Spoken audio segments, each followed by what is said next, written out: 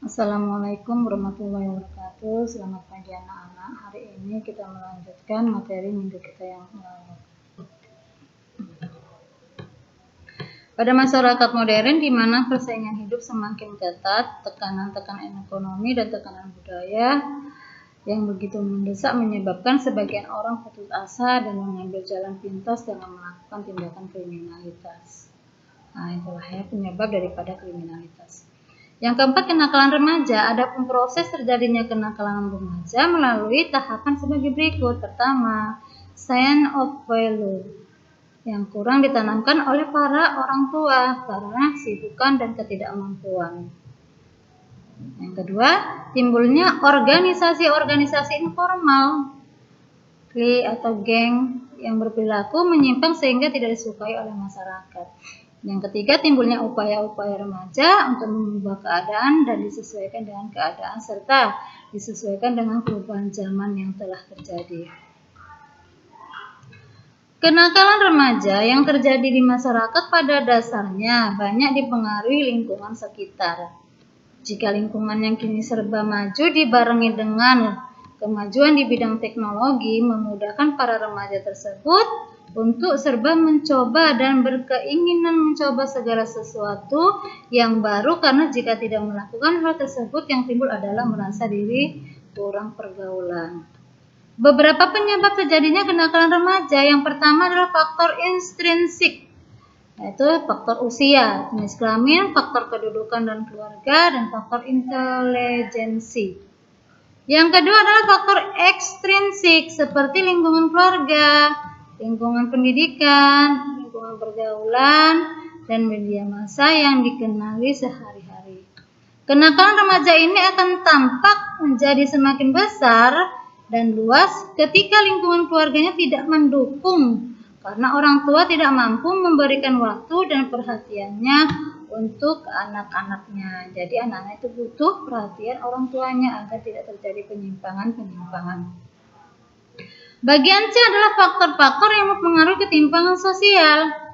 Nah, yang pertama faktor ekonomi. Tingkat pendapatan yang menjadi dasar adanya ketimpangan sosial yang menyebabkan adanya perbedaan dengan individu lain, perbedaan hak, kelayakan hidup, dan perbedaan kepemilikan akan barang atau merasa jasa tertentu.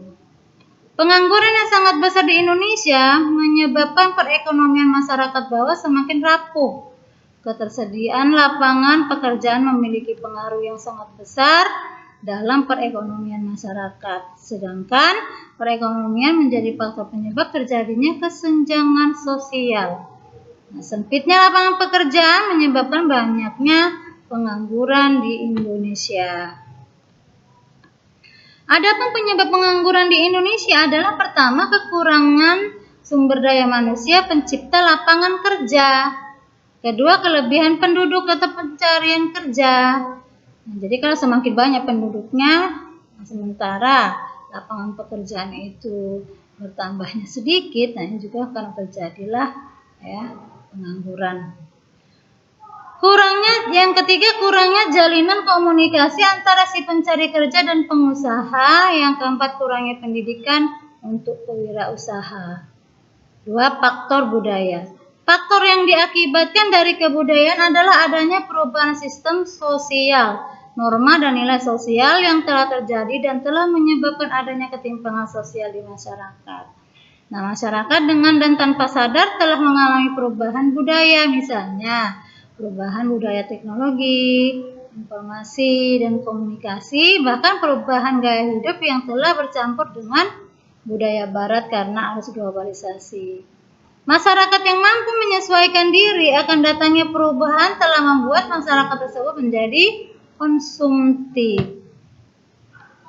Tetapi sebaliknya, masyarakat yang tidak sanggup akan proses perubahan yang terjadi dan mengakibatkan kesenjangan sosial, diantaranya masyarakat tersebut, misalnya penceraian, ya, sangat mempunyai dampak yang sangat besar bagi kehidupan dan psikologis anak, sehingga anak mempunyai kepribadian yang tidak terarah. Yang ketiga, faktor biologis. Seseorang anak atau seorang anak yang mempunyai penyakit menular otomatis akan dijauhi oleh teman-temannya. Nah, yang Yang keempat, faktor pendidikan. Ketimpangan sosial akan terjadi dikarenakan beberapa faktor. Yang pertama adalah faktor sumber daya manusia, faktor infrastruktur, kinerja dan kesejahteraan guru belum optimal, masih terjadinya konflik berbagai wilayah, jumlah kualitas buku yang belum memadai, ya, jumlah dan kualitas buku yang belum memadai, lemahnya kemampuan sistem pendidikan sosial. J. Keterbatasan anggaran, hak pendidikan yang belum berbasis pada masyarakat dan potensi daerah. Nah, sekarang di pemecahan dan solusi ketimpangan sosial di Indonesia. Nah, upaya-upaya yang harus dilakukan pemerintah untuk pemecahan masalah kesenjangan sosial yang terjadi di Indonesia yaitu pemberantasan korupsi dalam upaya peningkatan kesenjangan masyarakat. Yang kedua, upaya penegakan supremasi hukum dan rasa keadilan di Indonesia perlu diwujudkan dalam tindakan nyata dalam para penegak hukum. Oke lah anak-anak ibu sekalian, materi kita untuk bab yang ketiga ini telah selesai. Nah, bagi yang ingin bertanya silakan bertanya. Nah, ibu akhiri dengan assalamualaikum.